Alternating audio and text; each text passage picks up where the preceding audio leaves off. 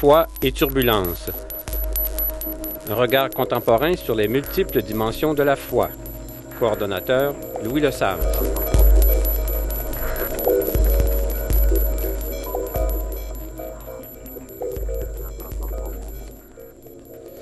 Bon matin à tous, ici Laure Martin, étudiante du Centre Benoît Lacroix. Je vous souhaite la bienvenue au volet jeunesse de notre émission Foi et turbulence. Ce volet sera consacré aux questions de foi, mais également aux questions culturelles que rencontrent les jeunes d'aujourd'hui. Dimanche 6 février prochain aura lieu un événement d'une grande importance pour les jeunes du Centre Benoît Lacroix, la Messe des Nations. C'est une messe qui va mettre en avant et célébrer la diversité culturelle qui règne à Montréal. Pour cette occasion, nous souhaitons aujourd'hui parler de la question du multiculturalisme étudiant. Et nous allons accueillir pour cette première partie des étudiants étrangers qui vont venir nous faire partager leur expérience, puis par la suite des personnes qui travaillent avec des étudiants étrangers. Pour commencer, une petite musique de Côte d'Ivoire intitulée « Il n'y a personne ».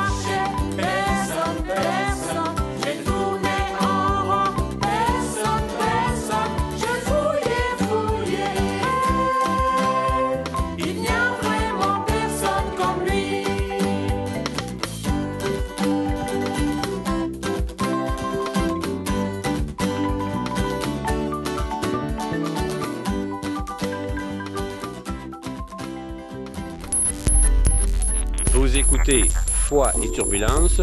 Aujourd'hui, la foi et les jeunes.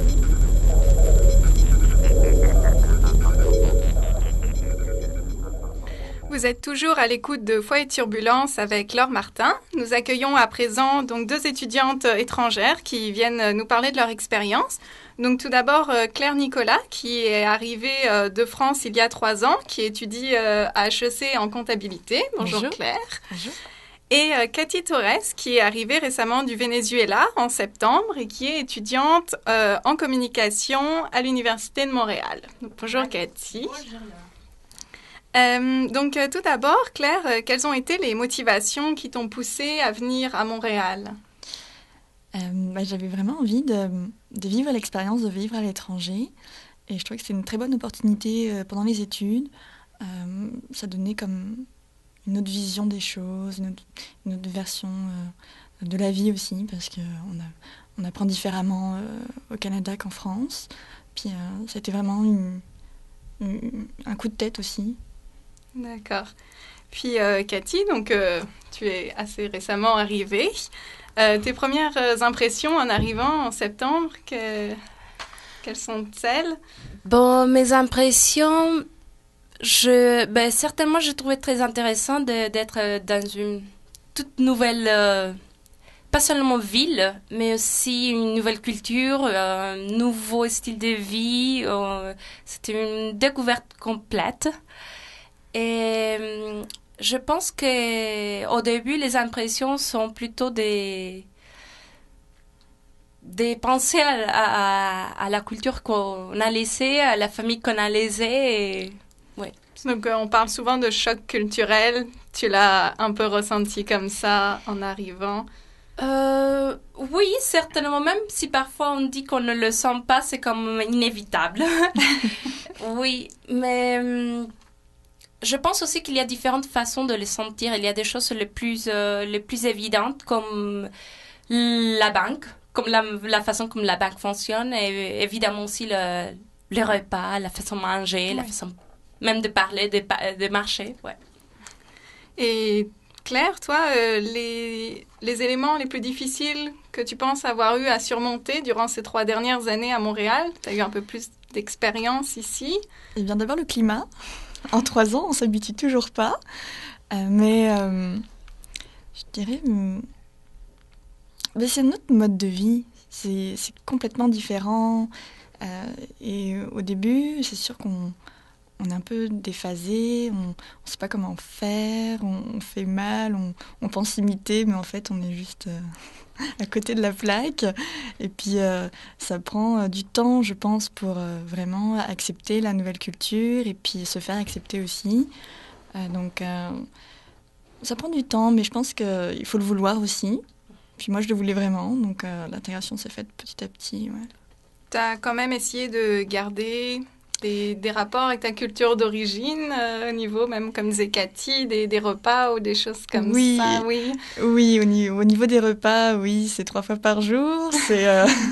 Ça reste, oui, très, très français, mes repas, c'est vrai. Mais je suis toujours ouverte à découverte. Oui, pour moi, c'est tout ce qui est nouveau, c'est de la découverte. Comme pour les repas, c'est comme si j'étais une touriste. Okay. Ça, c'est pas encore devenu des habitudes pour moi. Et puis, Cathy, comment tu perçois un peu le regard des autres sur toi? Parce que c'est sûr que tu dois être vue comme l'étrangère des fois. Oui, certainement. Comment les gens t'abordent ou, je trouvais que les gens, ils sont certainement très aimables et ils sont aussi très intéressés à faire eux aussi une découverte à moi. Une découverte à une personne déjà latine, avec une culture complètement différente. Je trouve très intéressant qu'ils me demandent tout le temps comment est-ce que tu as eu le courage de venir ici. Pour moi, c'est très gentil qu'il soit capable, je fais référence aux gens d'ici, même d'autres étrangers, qui soit capable de reconnaître comme ces efforts qu'on fait nous en tant qu'étudiants étrangers quand on vient ici. D'accord, donc c'est un regard plutôt positif et encourageant. Je pense que les gens ils sont assez encourageants, assez positifs plutôt. Et toi aussi, tu as gardé par rapport à ta culture d'origine, tu me disais il y a des endroits où tu retrouves les gens. Oui. De plusieurs façons, oui.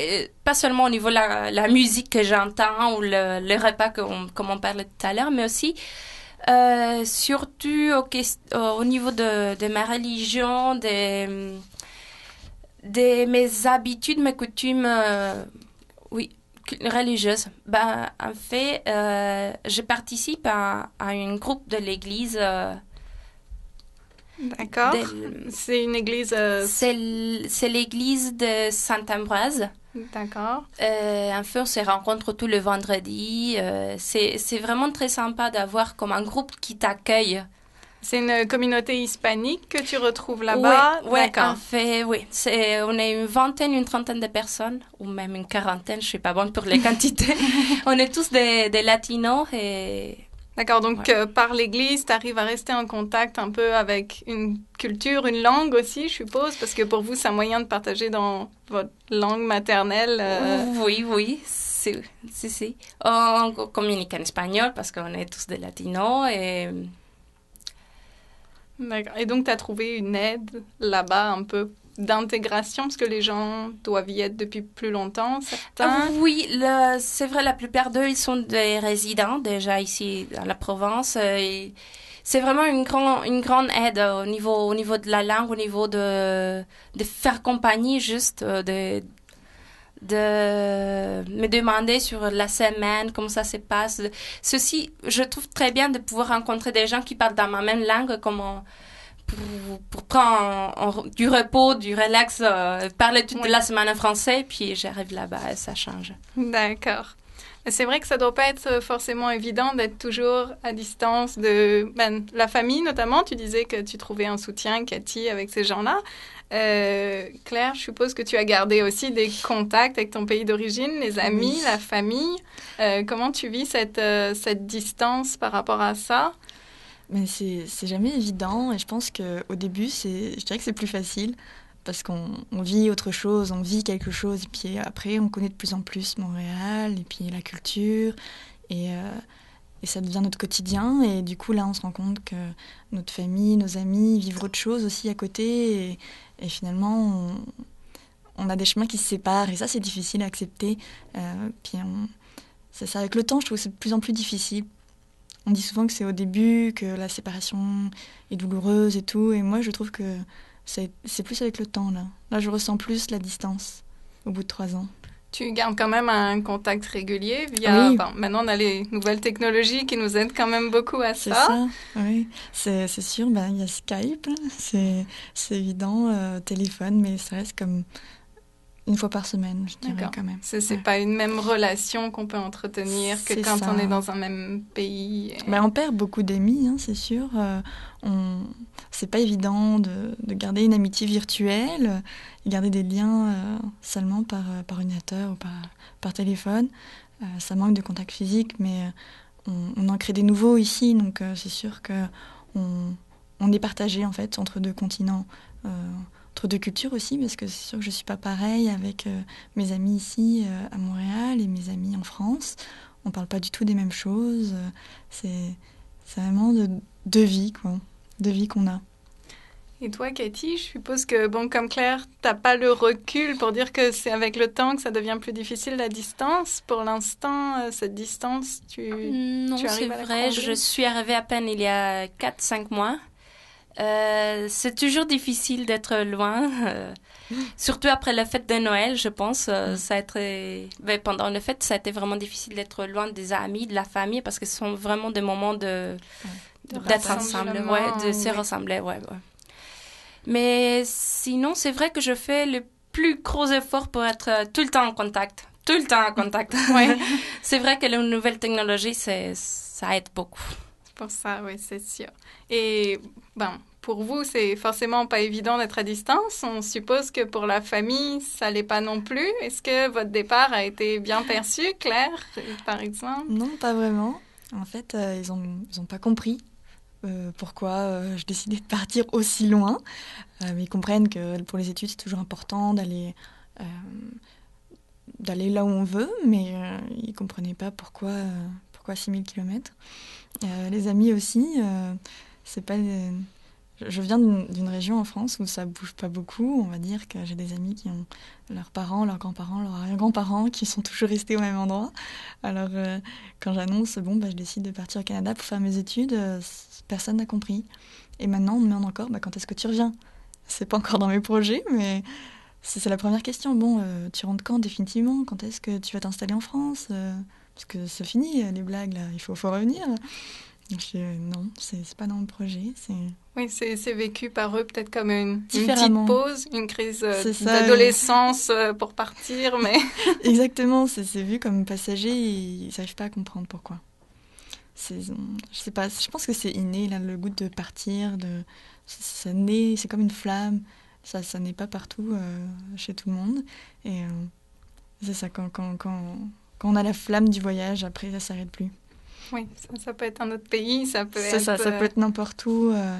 C'est le goût du voyage, je pense, qui existe. Oui.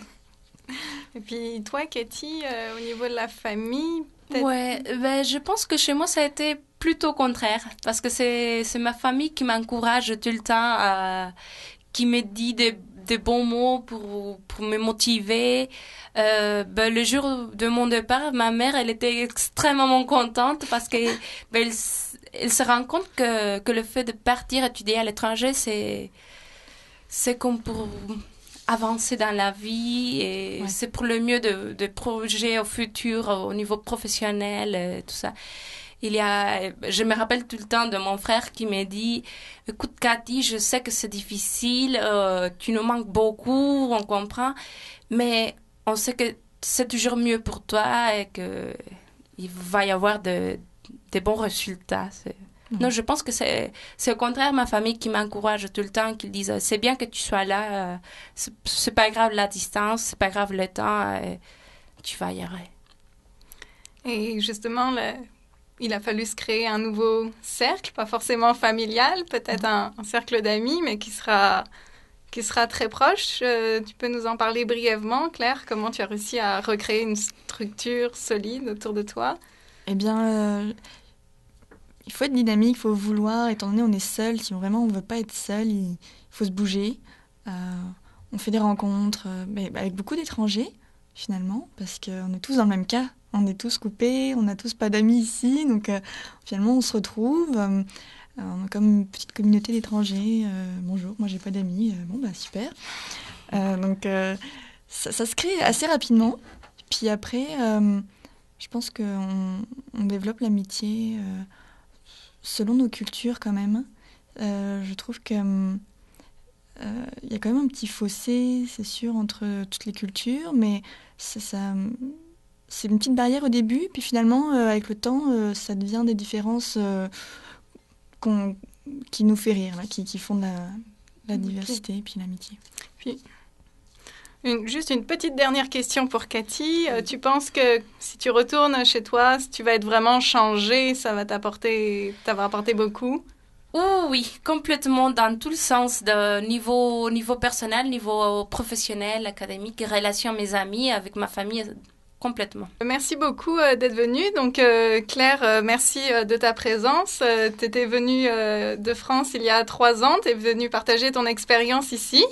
Bonne continuation à Montréal. Merci beaucoup. Cathy, toi, tu nous viens du Venezuela de façon beaucoup plus récente. C'est très gentil d'être venue ici pour nous parler un peu de comment tu vis cette nouvelle vie à Montréal. C'est avec plaisir. À bientôt, j'espère. Sûrement. Nous continuons avec une pause musicale, une musique de José Ignacio Sierra, un Montréalais d'origine colombienne. Par la suite, nous aurons une entrevue avec Martin Rioux, qui s'occupe de la mise en place de la semaine interculturelle à l'Université de Montréal.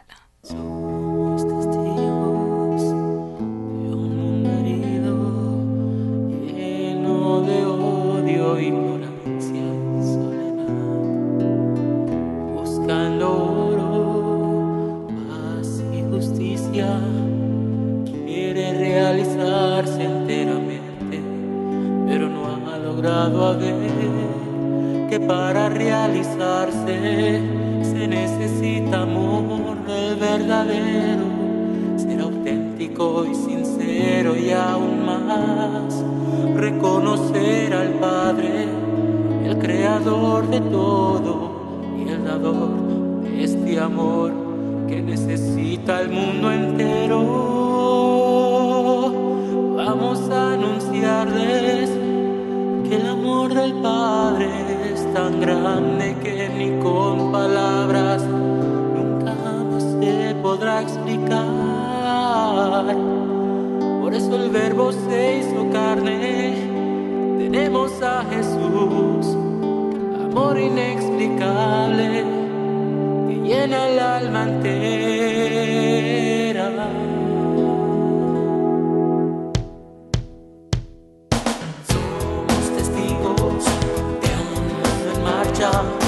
Lleno de sueños, esperanza y convicción, buscando amigos, paz y justicia, quiere realizarse enteramente del amor que nos dio el Padre, quiere ser en Jesús un testimonio vivo que irradia su espíritu de amor y de bondad, y así va construyendo el reino que Jesús vino a iniciar. Por eso le damos las gracias y cantamos. Vamos a anunciarles que el amor del Padre es tan grande que ni con palabras nunca jamás se podrá explicar.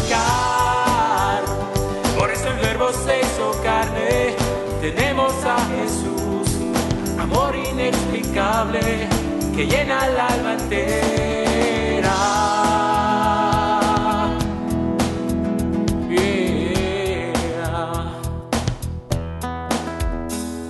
Somos testigos, misioneros para el mundo, mensajeros del amor de Dios. Vamos a anunciarles que el amor del Padre es tan grande que ni con palabras nunca jamás se podrá explicar. Por eso el Verbo se hizo carne, tenemos a Jesús, amor inexplicable que llena el alma entera.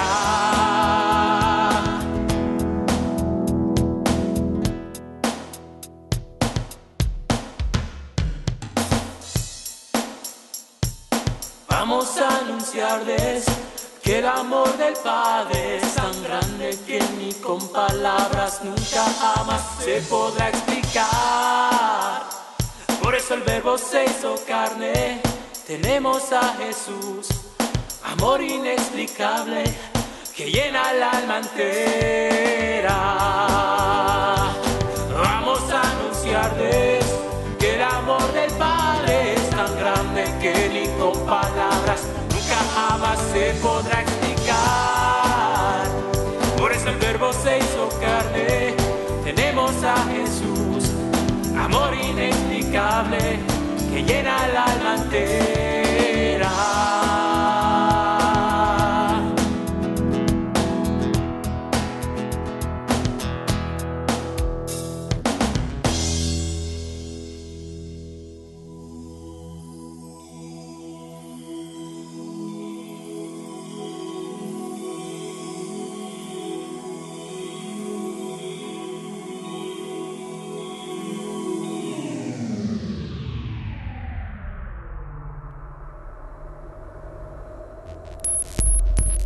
Vous écoutez Foi et Turbulence. Aujourd'hui, la foi et les jeunes.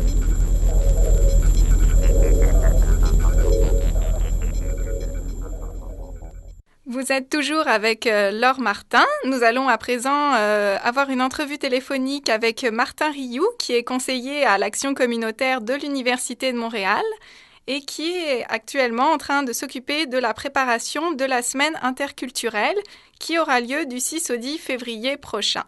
Oui, bien sûr. Allô, bonjour Martin.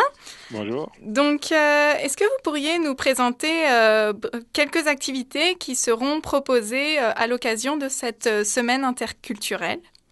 Oui, bien sûr. La semaine interculturelle se veut un peu un catalyseur là de toutes les forces vives à l'université, puis on essaie là de faire converger toutes sortes d'idées d'étudiants, de professeurs et tout vers cette semaine-là pour faire un peu la fête là, de l'interculturalisme sur le campus.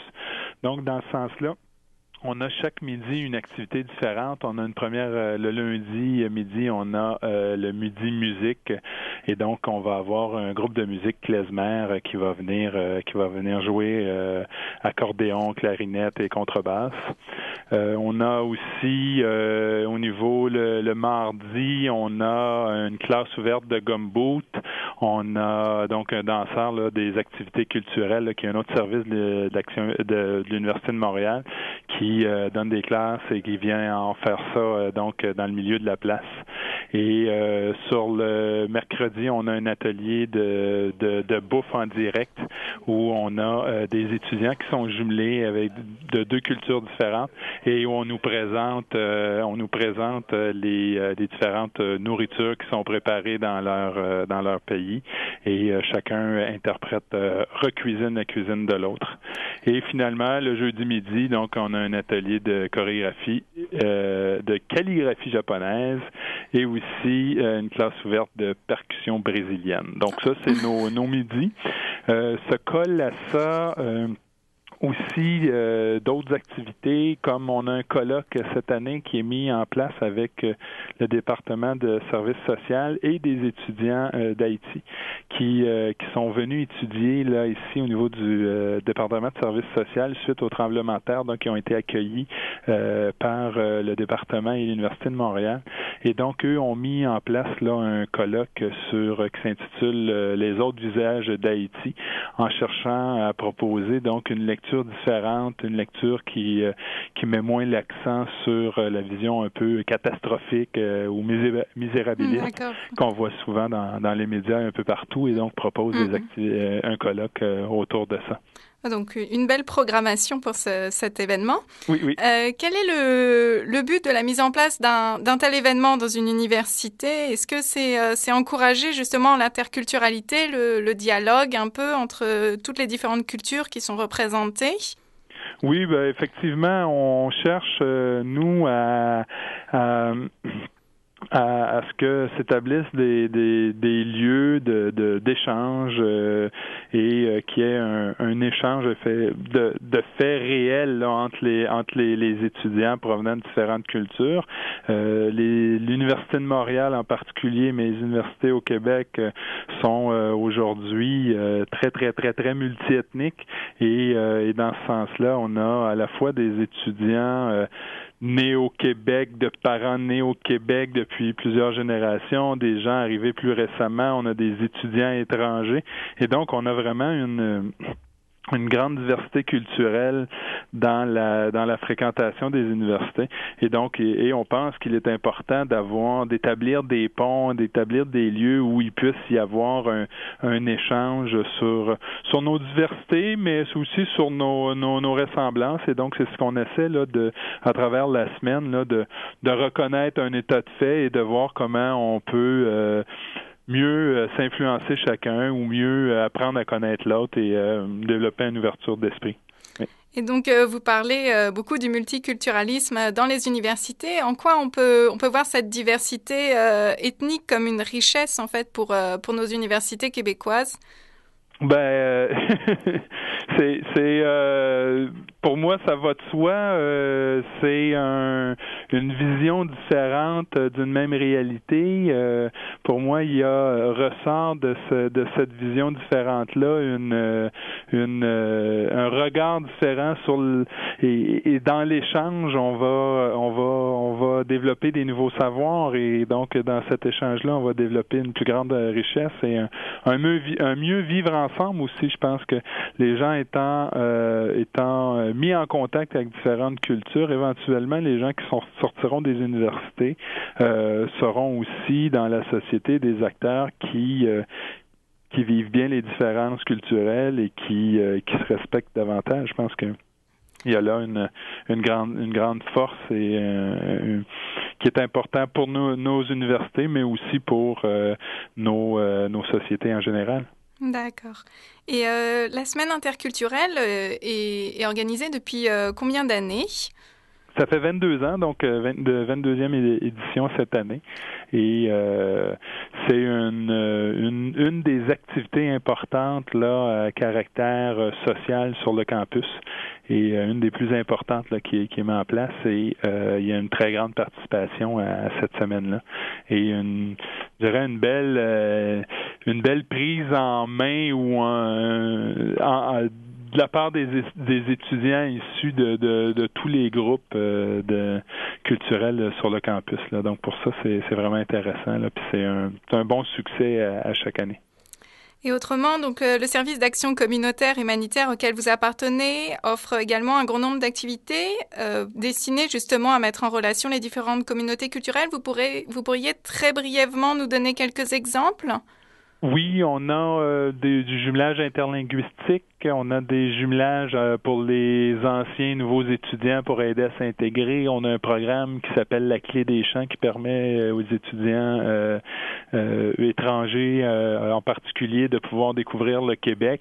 On a aussi des infostages pour les étudiants qui aimeraient partir à l'étranger. Donc tout ça, on a des possibilités de bénévolat en fait qui deviennent des occasions d'échange d'échange aussi qui sont pas axés sur l'interculturel, mais qui deviennent des occasions de s'impliquer et de faire d'échanger avec des gens de cultures différentes. Bon, parfait. Donc, nous étions en entrevue téléphonique avec Martin Rioux, conseiller à l'action communautaire et humanitaire de l'Université de Montréal et qui prépare la semaine interculturelle qui aura lieu du 6 au 10 février sur les différents campus de l'Université de Montréal. Merci beaucoup, Martin Rioux, d'avoir été avec nous. Et merci beaucoup. Au revoir.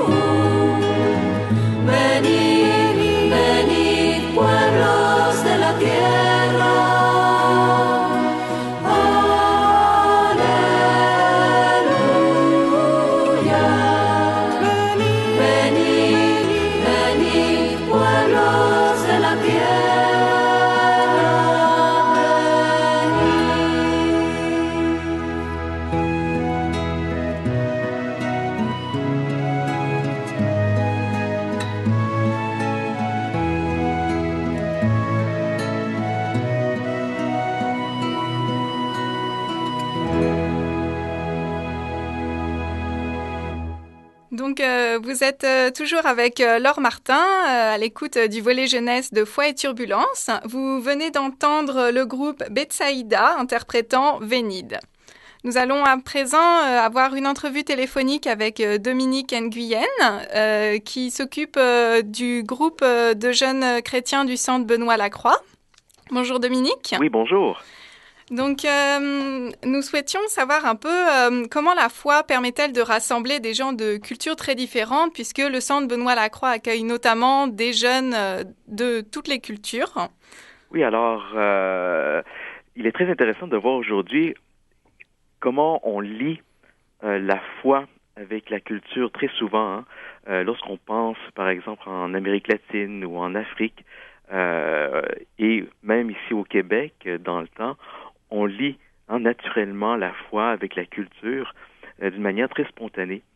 Je crois que c'est une façon intéressante de voir les choses, mais cependant, lorsqu'on lit bien le message évangélique, eh bien, la foi, c'est toujours quelque chose qui surpasse les cultures, qui ne dépend pas forcément de la culture, mais c'est un message qui, d'abord et avant tout, met l'être humain en position, une position nouvelle par rapport à Dieu, par rapport à lui-même et par rapport aux autres.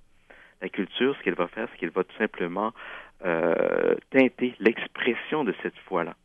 Alors, je crois que la foi, de la manière qu'elle est proposée dans les évangiles, dans la Bible, eh bien, c'est quelque chose qui, en fait, va vraiment aller au-delà des limites de la culture.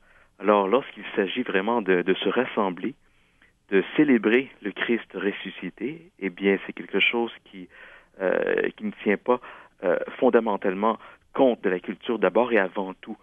C'est d'abord un événement qui est la résurrection du Christ qui nous rassemble. Et la manière qu'on va l'exprimer, que que les peuples vont l'exprimer, eh bien, c'est évidemment à travers leur culture, mais d'abord et avant tout, la foi, c'est un événement qui est la résurrection du Christ. Et en quoi on peut dire que cette multiplicité des cultures qu'on rencontre dans des groupes de jeunes comme le Centre Benoît Lacroix va donner une nouvelle coloration à la foi, l'enrichir d'une certaine manière ou... Oui. Eh bien, lorsqu'on le voit par exemple à travers les Écritures, dans différents livres, eh bien, l'auteur va toujours tenir compte de la culture, de la manière que les peuples vivent d'une manière très concrète de la vie, dans la vie courante. Alors, l'expression de la foi va toujours tenir compte de cette situation-là concrète et humaine qu'il y a. Donc, comment ça va colorer? Eh bien, c'est vraiment parce que la foi, c'est quelque chose qui est incarné dans la vie humaine. Alors, ça va passer à travers les expériences que nous avons, les expériences personnelles, les expériences communautaires, les expériences de société. Comment ça va aussi enrichir l'expérience de la foi des autres, l'expérience qu'on a vécue personnellement de foi avec communication, avec partage et échange, eh bien, ça va colorer, ça va enrichir la foi des autres et la foi des autres va bien sûr colorer et enrichir notre foi personnelle. Alors, donc, voilà un peu la manière que la multiplicité des cultures va donner cette nouvelle coloration-là à la foi. D'accord, merci. Et autrement, qu'est-ce que des groupes de jeunes chrétiens qui se retrouvent régulièrement pour célébrer ou pour des activités peut apporter à des jeunes de communautés ethniques, de nouveaux arrivants qui, justement, n'ont pas forcément d'attache encore à Montréal? Mm-hmm. Eh bien, cette communauté chrétienne, comme nous le vivons ici au Centre étudiant Benoît Lacroix, eh bien, c'est d'abord une communauté d'étudiants croyants qui se rassemblent autour de la table eucharistique. Et en vivant notre foi, je crois que l'Évangile nous dit toujours d'annoncer la bonne nouvelle à qui veut entendre, pour justement former communauté, pour former une famille. Et cette famille-là qui est formée, c'est une famille évidemment qui est accueillante, qui prend soin des uns des autres. Alors, c'est vraiment un endroit privilégié pour les étrangers, pour les étudiants étrangers, que ce soit des Européens, des Africains, des gens de l'Amérique du Sud ou de d'autres parties du monde. Ils retrouvent ici au centre étudiant vraiment une famille et une communauté d'appartenance. Lorsqu'ils viennent ici, eh bien, ils se retrouvent bien souvent seuls devant leurs livres, devant leur ordinateur. Alors, le centre étudiant Benoît Lacroix, c'est non seulement un lieu où la foi est exprimée, mais c'est aussi un lieu de fraternité et d'échange. Alors, voilà, non seulement il y a ça, eh bien, dans les célébrations liturgiques, dans quelques temps forts durant l'année, eh bien, nous faisons des démarches pour pouvoir élaborer des liturgies qui pourraient être parlantes pour des gens qui sont de cultures différentes. Donc, ne serait-ce que de chanter en des langues différentes, des gestes liturgiques que nous pouvons retrouver dans d'autres pays, par exemple, des choses comme ça. Alors, pour cela, les étudiants qui viennent d'ailleurs trouvent un peu leur couleur, d'une certaine manière, et en même temps, ils trouvent une famille. Justement, en parlant de manifestations liturgiques, il va y avoir très bientôt la Messe des Nations. Oui. Est-ce que vous pourriez nous en dire un petit peu plus sur le sujet? Oui, alors, puisque le Centre étudiant Benoît Lacroix regroupe beaucoup de différentes cultures, alors le 5 février prochain, à 17h30, au Centre étudiant Benoît Lacroix, dans l'église des Pères dominicains, eh bien, nous allons célébrer la Messe des Nations, là où justement nous allons mettre des chants en plusieurs langues, le français, l'espagnol, beaucoup de langues africaines. Alors, donc, ça va vraiment exprimer la couleur de la communauté, donc dire le visage de la communauté. Aussi, il y aura des gestes liturgiques, donc des danses liturgiques qui vont reprendre des thèmes que l'on voit, par exemple, en Afrique, hein, certains gestes, certains mouvements, en Amérique latine aussi, certains gestes, certains mouvements. Alors, nous allons reprendre cela vraiment pour que chaque personne, chaque membre de la communauté puisse se sentir, si on veut, durant quelques instants, durant le temps d'une célébration, comme s'ils étaient chez elles. Voilà. C'est parfait. Voilà. Nous étions donc avec Dominique Nguyen, qui s'occupe du centre Benoît Lacroix. Merci beaucoup, Dominique, d'avoir été avec nous. Merci à vous, merci pour l'invitation. De rien. À présent, nous allons écouter une interprétation de la communauté du chemin neuf, une musique du Congo-Brazzaville, Comment ne pas te louer. Foi et turbulence. Un regard contemporain sur les multiples dimensions de la foi. Coordonnateur, Louis Lesage.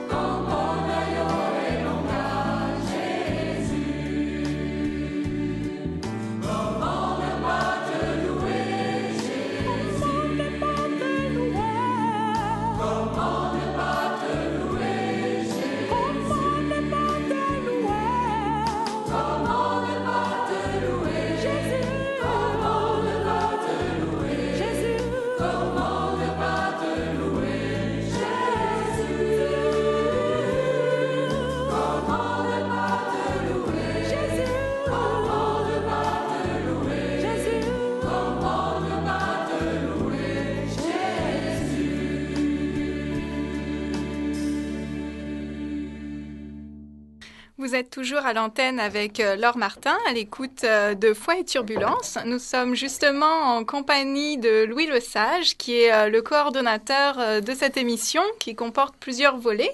Nous aimerions revenir un petit peu sur la composition de cette émission. Pourriez-vous nous en dire plus? Oui, c'est peut-être bon, au fond, pour les auditeurs qui nous suivent depuis 2-3 semaines, qui se demandent peut-être où on s'en va avec une espèce de variété de traitements que nous avons dans l'émission.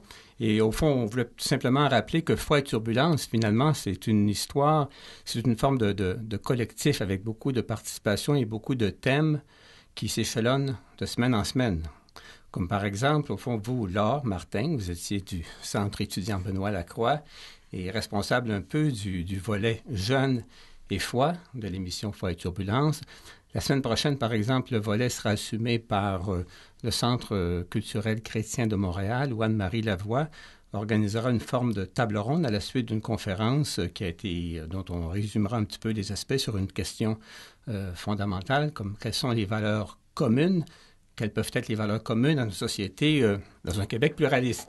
Voyez-vous, il y a différents thèmes. Et je peux rappeler aussi les autres éléments. Oui, ça intéresserait peut-être nos auditeurs de les connaître. Les autres éléments de l'émission, par exemple, nous avons un volet aussi assumé par l'Institut de pastoral, particulièrement par Francine Robert, qui, elle, pointera des questions soit de théologie, des questions de philosophie, au fond, au niveau d'une réflexion un peu plus profonde sur la foi. Et puis, bien sûr, il y a aussi un volet, les coulisses de l'Église, qui est assumé par l'Église catholique de Montréal et particulièrement par Sabrina Di Matteo. Et puis j'anime, moi, une fois par 4 ou 5 semaines également, une table ronde sur les principales questions d'actualité religieuse ou politique qui fait appel aux participants, aux rédacteurs en chef, aux directeurs de différentes revues ou magazines chrétiens. Et alors, quelle unité peut-on voir à cette différente composition d'émissions? Il y a l'unité, au fond, le cœur du projet. Bien sûr, parfois, on le traite d'une façon plus d'actualité. Des fois, on essaie de réfléchir sur les fondements. Des fois, on essaie de réfléchir sur la relation entre cette valeur-là et la société, comment ça s'incarne. On essaie aussi de voir comment, dans l'Église, tout ça se vit. Tout ça se vit fondamentalement au cœur du projet. C'est une réflexion continuelle sur la foi. On y ajoute le mot turbulence parce que parfois l'émission peut être elle-même un peu turbulente, l'émission elle-même, mais surtout que la foi, vous savez, la foi aujourd'hui, la foi chrétienne dans une société de plus en plus laïque, de plus en plus séculière, de plus en plus diversifiée, multiculturelle, non seulement à travers le Québec, mais à travers le monde, la foi elle-même est toujours subie continuellement des secousses. Alors, au fond, il s'agit de réfléchir d'une façon avec des points de vue différents, dont un point de vue de jeune, comme celui dont vous êtes responsable, Laure Martin, qui était rattachée au Centre étudiant Benoît Lacroix. Donc, alors, c'est l'idée de foi et de turbulence, c'est une idée qui chapeaute, au fond, toute cette démarche qui est à la fois une démarche de réflexion, une démarche d'information et éventuellement aussi une démarche de critique. Alors, on invite également les auditeurs, auditrices à réagir à l'émission et à envoyer des courriels ou enfin à Radio Ville-Marie pour dire un peu ce qu'ils pensent de cette démarche turbulente qui se veut quand même fondamentale. Merci de m'avoir invité. Merci à vous. Nous allons à présent écouter à nouveau une chanson de José Ignacio Sierra, la chanson titre de son album Somos Cristianos.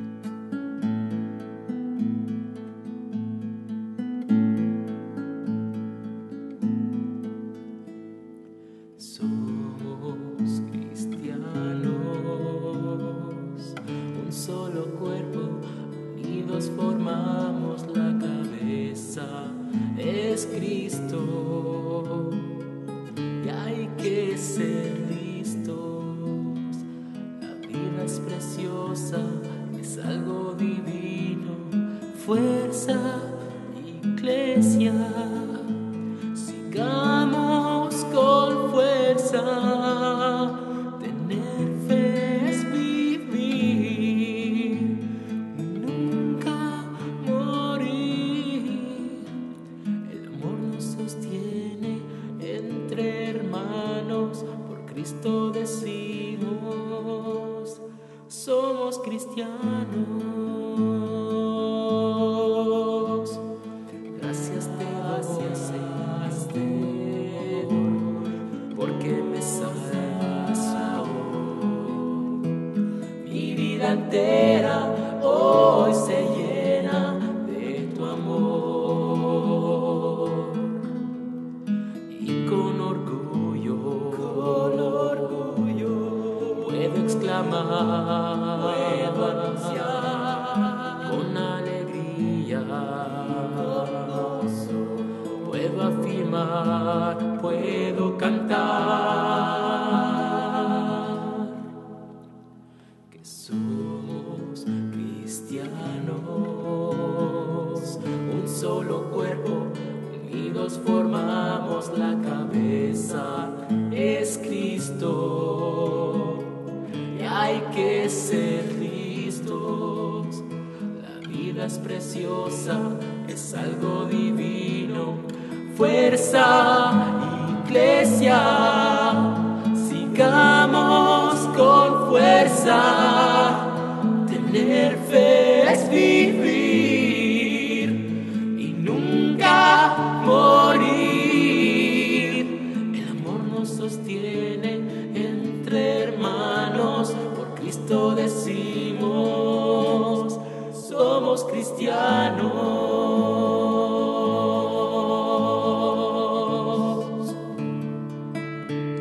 Somos cristianos.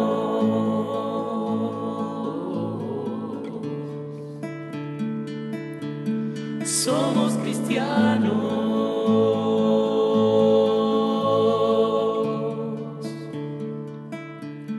Somos cristianos.